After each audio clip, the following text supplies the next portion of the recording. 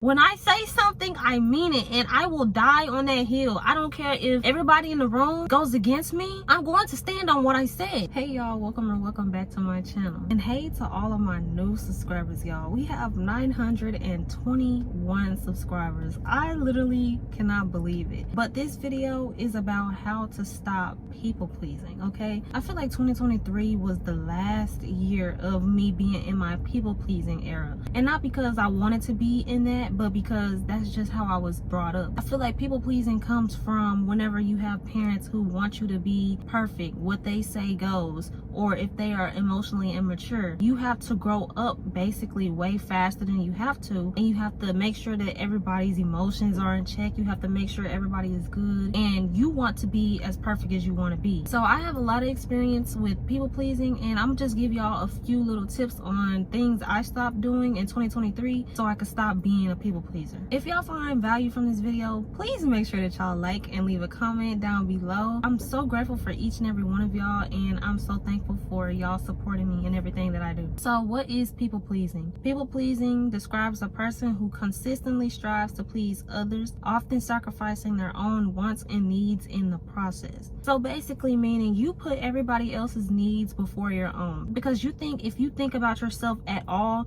that you're going to be met with consequences. You've probably grown up around people who made you feel like you do not matter, and everything and everybody goes before yourself. When you start your self-love journey, you will start to understand and you will start to recognize that your feelings do matter, your needs do matter, your wants do matter, and you deserve to have those things. Because how are you going to sacrifice yourself to take care of somebody else, especially if these are people who never even pour back into you? So number one is to be yourself at all times and stop trying to make other people comfortable by dimming your light. I think I've had a lot of experience with this last year and in 2022, basically all of my life, where I was taught that I have to put other people's needs before my own, because if not, I'll be met with consequences. This is something that I used to struggle with a lot, was being myself and not dimming who I am to fit the box that other people put me in, or just to make other people feel better about themselves. Honestly, what I've learned in that is if I feel like I have to dim myself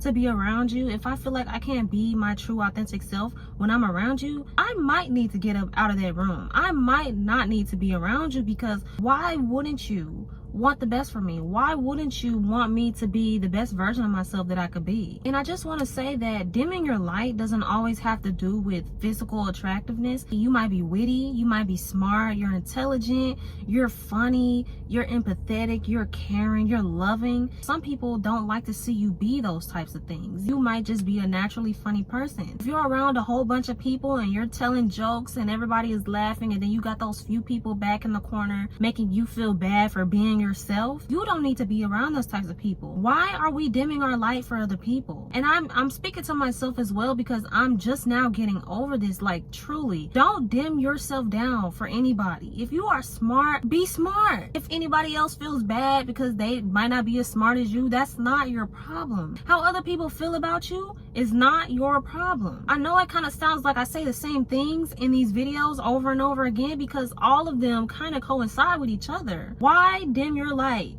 for people who feel insecure? Get from around insecure people. If you are around insecure people, you will always have to dim your light. I've had experiences where I've tried to be friends with insecure people, and I've tried to pour into them, build them up. I would find myself fixing or trying to fix these people when I didn't even break them. You don't have to fix people that you did not break. If you did not hurt these people personally, it is not your issue. My problem was I always used to take on the problems of other people and thought that it was my mission to make them feel better about themselves. And in the process, while I was making them feel better about themselves, they would make me feel bad and insecure about who I am. Because they don't like the way I did my hair or my lashes today, they're gonna make me feel bad for that. Because they don't like the way that I make other people laugh, they're gonna make me feel bad for that. What kind of sense does that make? I started to feel like maybe I should just pipe down. Maybe I shouldn't put on this much makeup or this much lip gloss when I go around certain people. Maybe I should stop trying to crack so many jokes because they don't seem to like my jokes. Who cares about if they like your jokes or not? Who cares if they don't like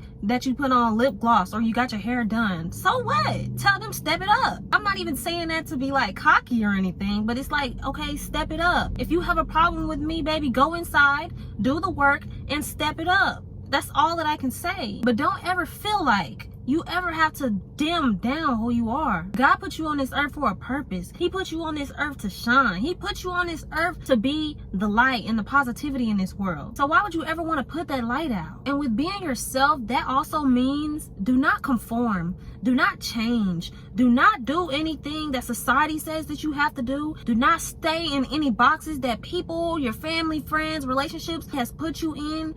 Be who you authentically are. I have certain type of videos that I like to make. I like to make these sit down videos. A lot of people was asking me, oh, you should do Get Ready With Me and tell stories while you do them, but it's like I genuinely do not enjoy doing Get Ready With Me. Maybe in the future when I have more time, or maybe in the future when, you know, I just want to sit down and do a Get Ready With Me, but genuinely I don't like creating those things. And the more I found myself trying to do that, the more unhappy I was with creating content. When I'm not making content that I want to make, trying to get numbers and go viral and do all of these things, I'm not happy with it. And it makes content creating feel like a chore. And you never want your passion or the things that you love and who you actually are to feel like a chore. You don't want it to feel like a chore to be yourself. With all of that being said, be who you are. Do what you like. Create what you want. Wear what you want. Do whatever you want to do. You don't have to answer to nobody but God. And if anybody else has a problem with you, they're gonna have to take it up with God. Because what do you want me to do? Because I'm not living my life for you. I'm not. Next thing is to say what you mean and stand on it. And also stop over explaining yourself to people. Anybody can vouch for me when I say this, but in 2023, everybody that got cut off knows that when I said that I was gonna do something, I definitely did do it. I warned people that if you keep doing this thing, I'm going to cut you off, and guess where they are? Cut off. And I've never spoken to them ever again since then. If I say that I don't like something, I mean that. If I say that I do like something, I mean that. If I say I'm not gonna tolerate this, if I say I'm not going to accept this, then I mean that. And you also need to stand on it. I hear a lot of people say, oh, I'm standing on business, but you're not really standing on business because you keep going back. You keep accepting bad behavior. You don't mean what you say. And if you don't mean something, then don't say it. Because, you know, sometimes people talk out of anger. They talk out of sadness. Whatever you say in whatever state you in, make sure that you mean it. Because words do have power. And when you speak out of your mouth and you say, for example, oh, I'll never be able to have this many subscribers. Oh, I'll never be able to get this degree. Then you'll never be able to get that degree because that's what you said. And if you also go to people and you're like, I'm not going to tolerate this bad behavior from you, but then you keep tolerating that bad behavior for them, you're accepting it and you don't mean what you say because you're not standing on it. Me personally, I'm the type of person, when I say something, I mean it, and I will die on that hill. I don't care if everybody in the room goes against me. I'm going to stand on what I said, and I'm going to stand on my actions. And if I made the wrong decision, if I was a little bit too harsh, then guess what? I apologize to God because I'm not apologizing for nothing. I'm not sorry.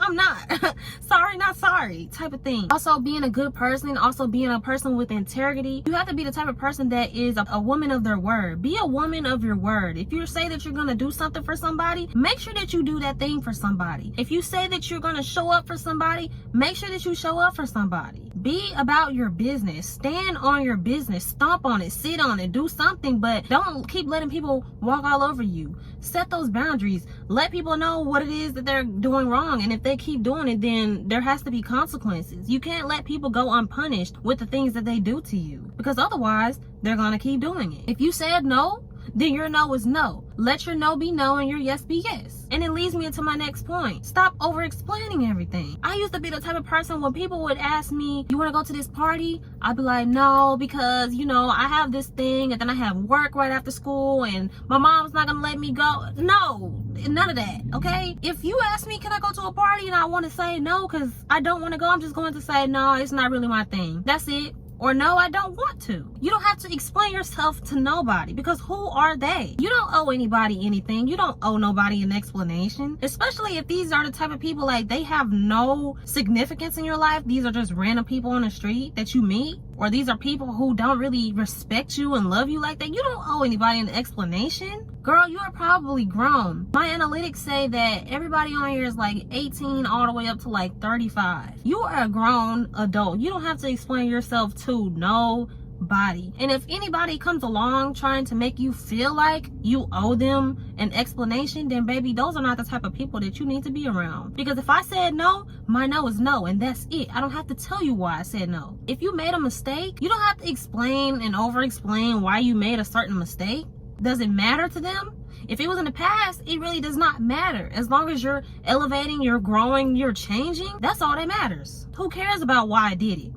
As long as it's not a pattern to this day, it doesn't matter. Next is stop apologizing. I used to have this so bad. I used to apologize when I used to drop my pencil in school and it made a lot of noise. If I look at somebody wrong, oh, sorry. It was like I was apologizing for literally existing. I used to meet a lot of people and they would be apologizing about everything that they did to me. And it's just like, girl, like, why are you apologizing? There's no reason for you to be apologizing. Like, you're apologizing for existing. You don't have to apologize for existing. I used to do that a lot. It was like everything that I did, I felt like I had to apologize for because I just felt like such an inconvenience and such a burden on the world around me. But it's like, I'm not an inconvenience and I am not a burden. I am not, and I don't have to apologize for that. When I make mistakes, the only person that I apologize to is God, because he's the only person that runs me. He's the only person that I owe an apology or I owe an explanation, even though he already knows. He knows my heart. He knows my intention. Don't apologize for doing little stuff. Don't apologize for wanting to go in your kitchen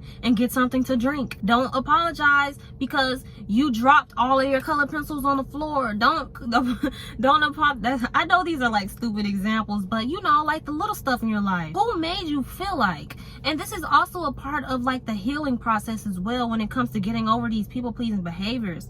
You have to really go in and do that inner work on yourself and really think about who made you feel like you had to dim your light. Who was insecure around you that made you feel like you couldn't really be yourself? Who was around you that really made you feel like you couldn't say what you really felt or say what you really mean? Who was around you that told you you couldn't say no? Who was around you that made you constantly over-explain about why you did little stuff, even if it's stuff that you do mindlessly? I know there was a person in my life that every time I did something mindlessly, meaning there was things that I did that I don't think about, they would ask me why I was doing it. And I'm like, I don't know why I was doing it. It's just something that I just do without thinking, you know?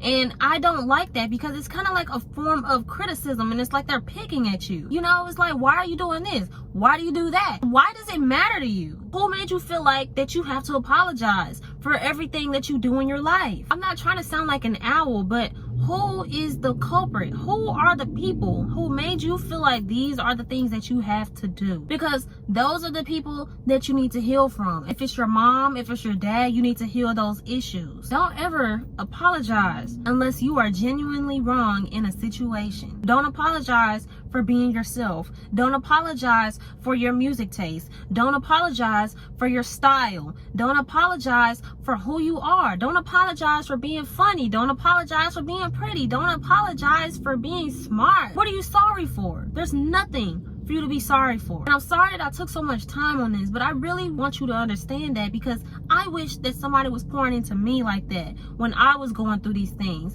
when I was constantly over explaining and over apologizing for little things. Have you ever been in a relationship where you are constantly apologizing to your boyfriend or your girlfriend and then they get mad at you? Why are you constantly apologizing? So it's like, if people are getting mad at you for over apologizing, you might as well stop apologizing in the first place. And my last point is to stop caring about other people's feelings. Before I go into this, I'm not saying to be rude and nasty and disrespectful to people for no reason. Sometimes you just have to let people know what it is that they're doing wrong. Like, for example, if you have a problem with somebody, or it doesn't even have to be a problem, but there was just a misunderstanding and you desperately want to talk to these people because you don't want the energy to be weird, but instead you decide to not say anything because you don't want to upset that person, you don't want to step on their toes and make them upset. For one, that's not the type of person that you need to be around. If you're around people who can't accept the truth, or being around people who just genuinely don't know how to have conversations, and people who are afraid of conflict, you need to not be around those people, because you will never get anywhere with those people, and you will continue harboring those feelings that you have because you cannot communicate it.